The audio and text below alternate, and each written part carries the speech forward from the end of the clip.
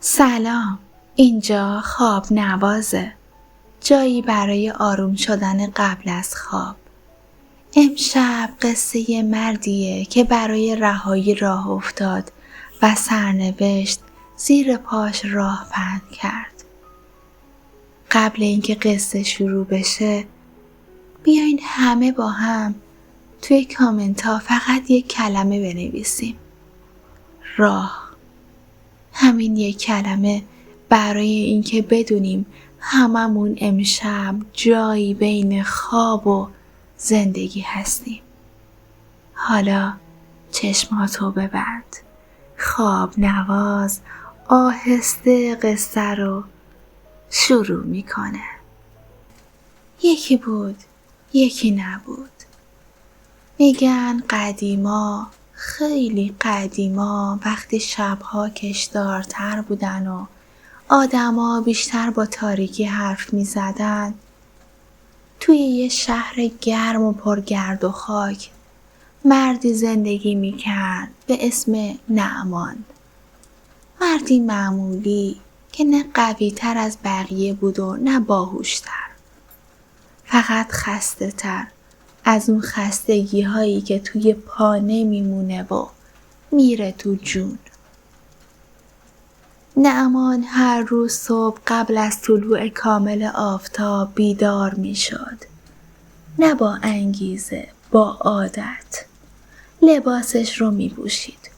لقمه‌ای میخورد و میزد به دل روز. روزهایی که شبیه هم بودن. بی هیجان، بی رنگ، فقط پر از تکرار. اما چیزی که بیشتر از کار خستش میکرد، خونه ای بود که شبها انتظارش رو میکشید. زن نعمان زنی بود که همیشه ناراضی بود. حتی وقتی دلیل نداشت. انگار دلش عادت کرده بود به غر زدن، به صدا بالا بردن، به شکایت. اگه نعمان پول می آورد، می گفت کمه. اگه کم حرف بود، می گفت بی احساسه. اگه حرف می زد، می گفت سرش رو درد میاره. نعمان هرچی سعی می کرد آروم بمونه، فایده نداشت، چون بعضی جنگ ها اصلا زمین آشتی ندارن. شبها وقتی نعمان کنار دیوار دراز می کشید، صداها هنوز توی سرش می پیچیدن. حتی وقتی زن خواب بود، انگار دعوا تموم نمی شد. خونه سقف داشت، اما امن نبود. این فکر آروم آروم توی دل نعمان ریشه دوانده بود که شاید بعضی جاها رو باید ترک کنه. نه از روی ترس، از روی نجات. اون شب هوا سنگین تر از همیشه بود. باد گرم می‌وزید. چراغ‌ها لرزون بودن و دعوا زودتر از همیشه شروع شد. با حرف‌های تکراری، ولی یه دفعه چیزی توی دل نعمان شکست که نه با صدا بود، با سکوت. نعمان وسط سر و صدا ساکت شد. بلند شد، کفش‌هاشو پوشید. حتی توضیح نداد، حتی خداحافظی نکرد.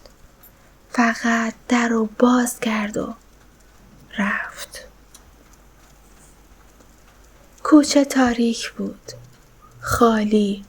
صدای قدمهاش توی گوش خودش میپیچید. اول تند راه رفت، انگار میترسید پشیمون بشه. بعد آرومتر شد. نفسش منظم شد و برای اولین بار بعد از مدتها شونه هاش افتاد. سنگینی از روش برداشته شد. راه رفت و راه رفت. شهر پشت سرش جا موند. خونه ها تموم شدن. بیابون شروع شد. ماه بالا اومده بود. نورش زمین رو نرم کرده بود. نعمان کنار یه نخل نشست. سرش رو تکیه داد و خوابش برد.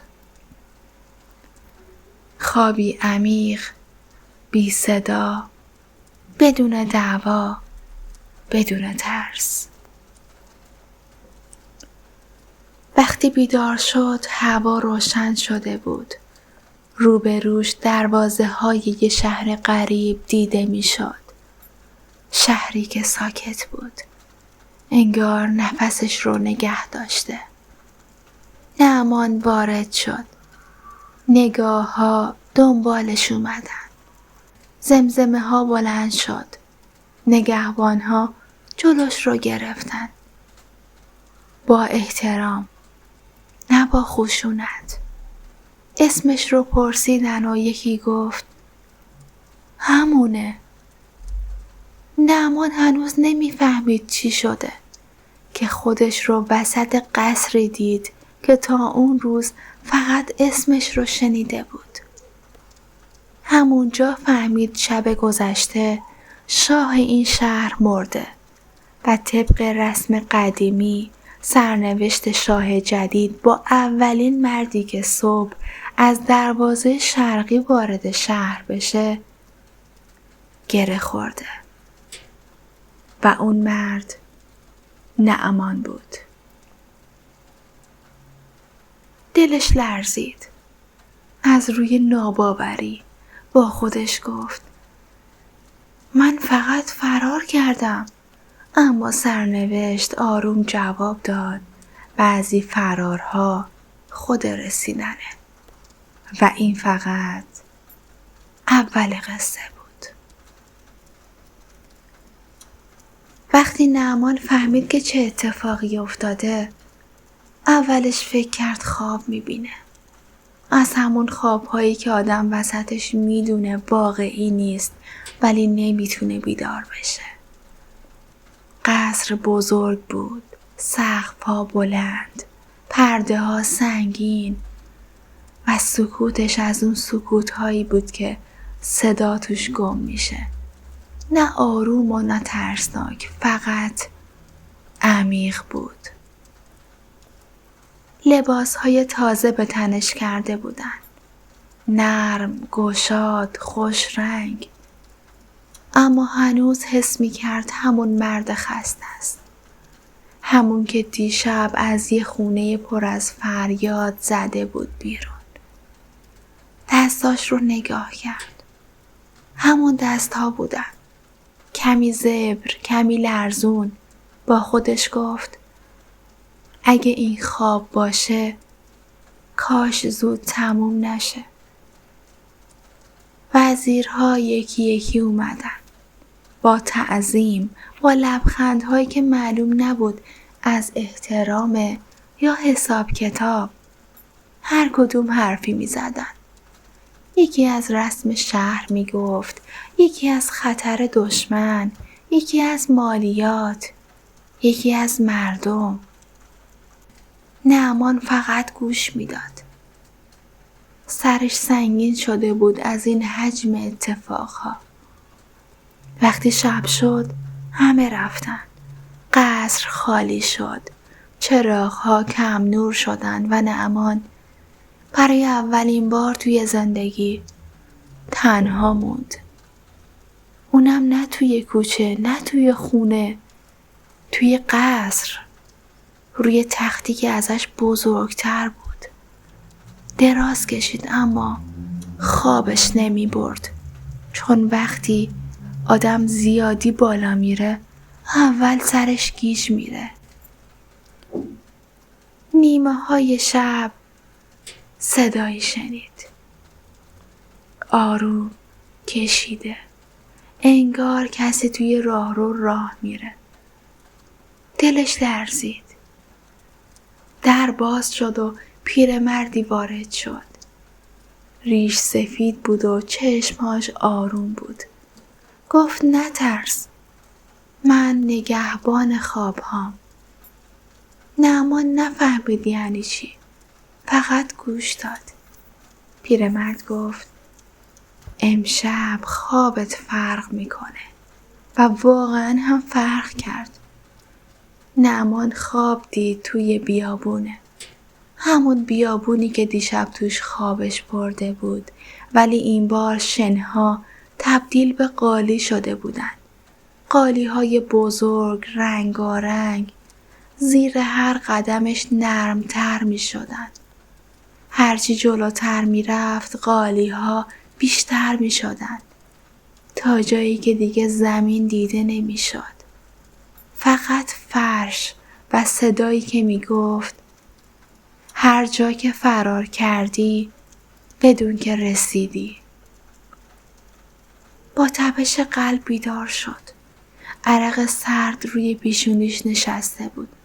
هنوز هوا تاریک بود اما دلش یه ذره آرومتر شده بود. انگار اون خواب داشت باهاش حرف میزد.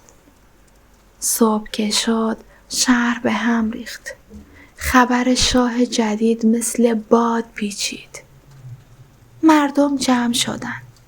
بعضی‌ها خوشحال، بعضی‌ها مشکوک، بعضی‌ها عصبانی. توی بازار پچ پچ بود. توی قصر نقشه. بعضی وزیرها دل خوشی نداشتن. چون شاهی که از فرار اومده بود قابل پیش بینی نبود. همون روز اول نعمان یه کار عجیب کرد. دستور داد درهای قصر رو باز کنن. مردم عادی رو راه بدن، نه برای سلام، برای حرف زدن.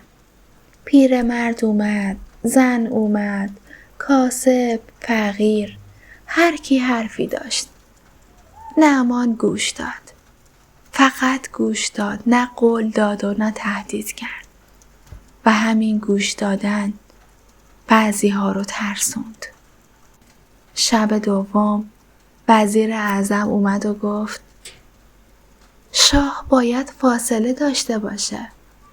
نعمان گفت من عمری فاصله داشتم. نتیجه‌شم این شد. وزیر چیزی نگفت ولی توی دلش شروع کرد به حساب کردن.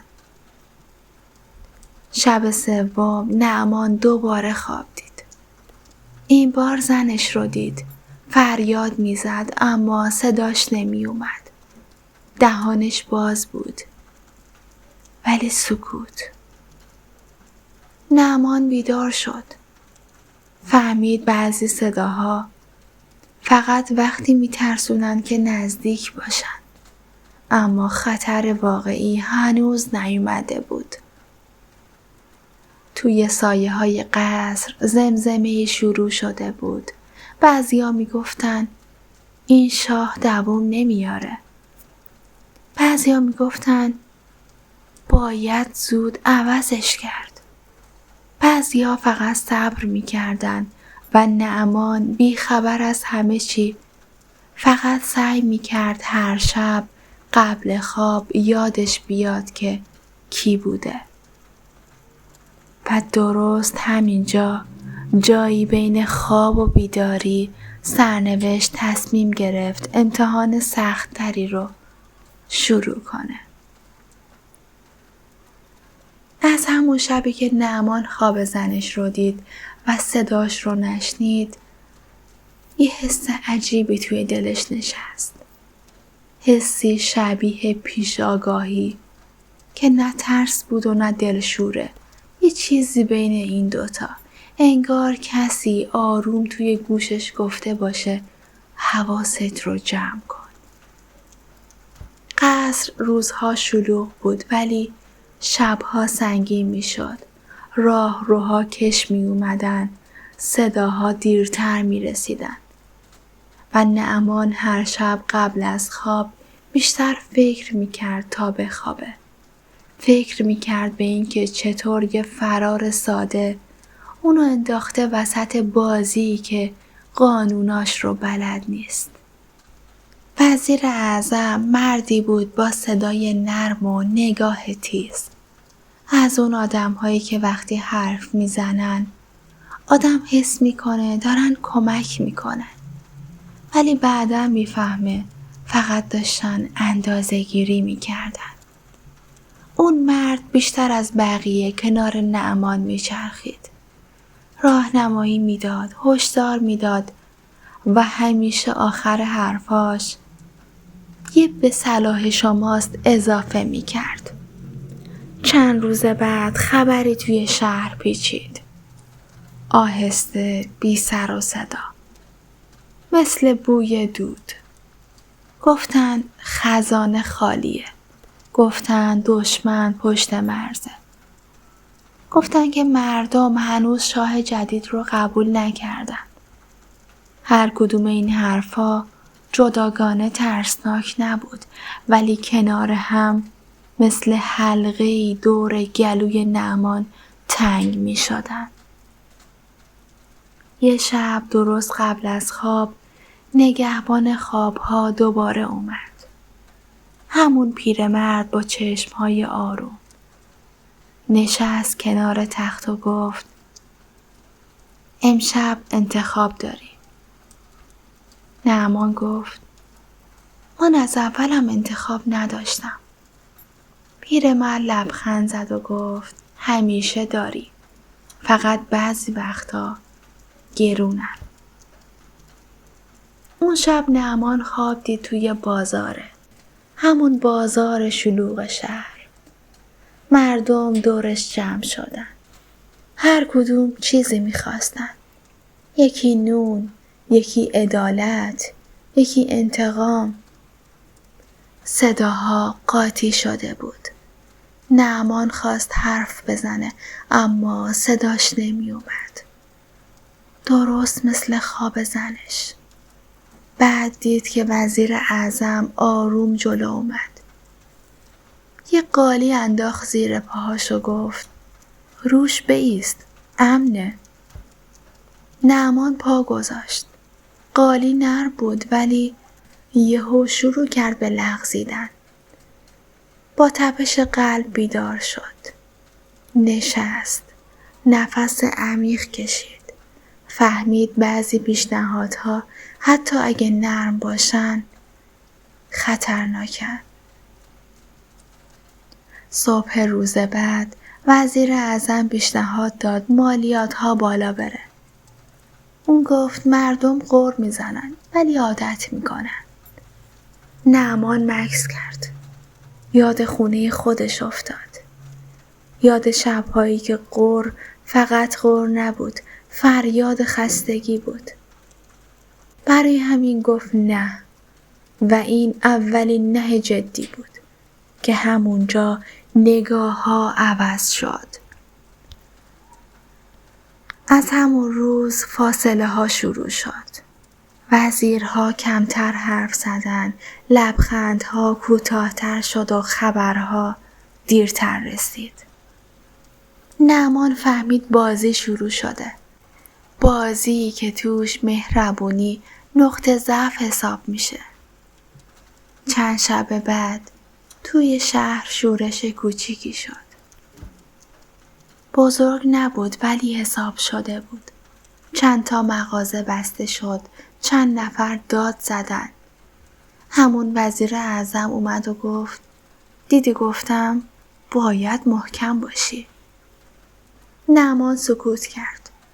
شبش خواب دید دوباره روی قالی ها راه میره. این بار بعضیاشون پاره بود و بعضیاشون سوراخ.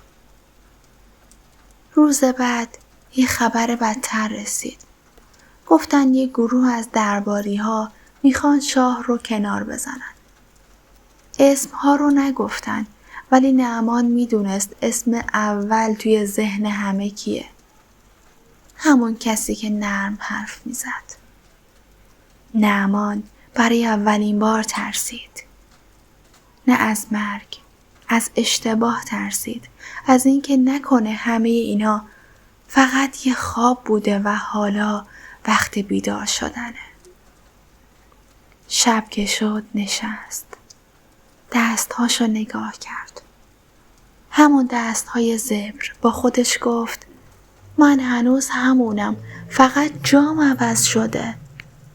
همون شب تصمیم گرفت کاری بکنه که هیچ کس انتظارش رو نداشت.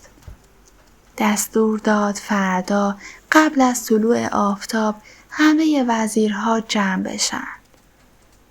توی میدان شهر جلوی مردم. این تصمیم یا نجاتش میداد یا همه چی رو تموم میکرد. و شهر بی خبر از خوابهای شاه آروم آروم داشت بیدار میشد. صبح هنوز کامل روشن نشده بود که میدان شهر پر شد. نه با فریاد، با قدم‌های آهسته. مردم کنجکاو بودن. بعضیا خواب‌آلود، بعضیا نگران، بعضیا فقط دنبال دیدن یه اتفاق تازه. نعمان زودتر از همه رسید. لباس شاهی و پرزرق و برق نداشت.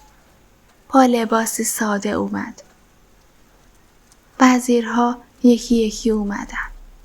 بعضیها اخمو، بعضیها خونسرد، بعضیها با لبخندهای مصنوعی. وزیر اعظم آخر از همه اومد.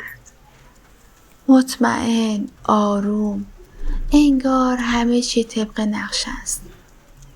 وقتی چشمش به مردم افتاد، ابروش یه لحظه تکون خورد، ولی سریع خودش رو جمع کرد. نعمان جلو رفت. صداش آروم بود اما به همه می رسید. با همون صدا گفت: من شاهی نیستم که پشت دیوار حرف بزنه. مردم ساکت شدن. حتی پرنده ها انگار داشتن گوش می دادن. نعمان ادامه داد و گفت: من از دل همین مردم اومدم. از خونه‌ای که شبهاش آروم نبود. از کوچه‌ای که آدم توش یاد میگیره سکوت کنه. وزیر اعظم خواست حرف رو بگیره. گفت: امنیت شهر، که نعمان دستش رو بالا آورد. اشاره کرد که صبر کن. نعمان گفت: امنیت بدون عدالت فقط اسمش امنیته. مردم زمزمه کردن. زمزمه نرم مثل موج راه افتاد. نعمان رو به مردم گفت: میگن خزانه خالیه. اما دل مردم اگه پر باشه شهر نمیریزه. این جمله ساده توی میدان چرخید. بعضیا سر تکون دادن و بعضیا اشک توی چشمشون جمع شد. وزیر اعظم جلو اومد و آروم گفت: شاه نباید احساساتی باشه. نعمان نگاهش کرد. برای اولین بار مستقیم نگاهش کرد و گفت: من سالها احساسات رو خوردم. نتیجهش فرار بود. سکوت سنگین شد. وزیر عقب رفت. نعمان دستور داد حساب خزانه رو علنی کنن. گفت همه بدونن چی هست چی نیست.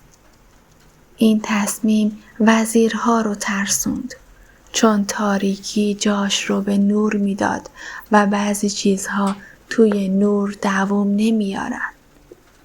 همونجا جلوی مردم چند تا از درباری ها رنگشون پرید. یکی خواست بره که نگهبان جلوش رو گرفت.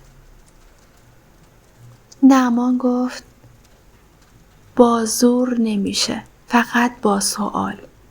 سوال ها شروع شد. آروم اما دقیق و حقیقت مثل نخ از قالی کشیده شد بیرون. وزیر اعظم دید زمین داره میلغزه. آخرین تلاشش رو کرد و گفت: مردم زود فراموش میکنن. نعمان گفت: اما من فراموش نمی کنم از کجا اومدم. همین جمله آخرین میخ بود. مردم شروع کردن به حرف زدن. نه فریاد، قصه گفتن. قصه های کوچیک. از نون، از شب، از ترس. نعمان گوش داد. همون کاری که بلد بود و همین گوش دادن تاجش شد. وقتی میدان خالی شد، آفتاب بالا اومده بود. شهر نفس کشید. وزیر اعظم دیگه وزیر نبود. بدون سر و صدا رفت. مثل کسی که فهمیده بازی تموم شده. شب که شد، نعمان خسته بود. اما سبک بود. برای اولین بار تخت قصر براش غریبه نبود. قبل خواب نگهبان خوابها اومد و گفت حالا دیگه روی قالی خودت راه میری. نعمان لبخند زد و چراغ‌ها کم نور شدن. اما قصه هنوز یه فصل جذاب دیگه داشت. بعد اون روز توی میدان شهر همه چی یهو عوض نشد. اما جهتش عوض شد. مثل رودخونه‌ای که مسیرش رو پیدا کرده باشه. نعمان دیگه عجله نداشت. فهمیده بود بعضی تغییرها باید آروم اتفاق بیفتن تا نشکنن. قصر هنوز بزرگ بود، هنوز ساکت بود، اما دیگه خالی نبود. صداهای زندگی کم کم برگشته بودن.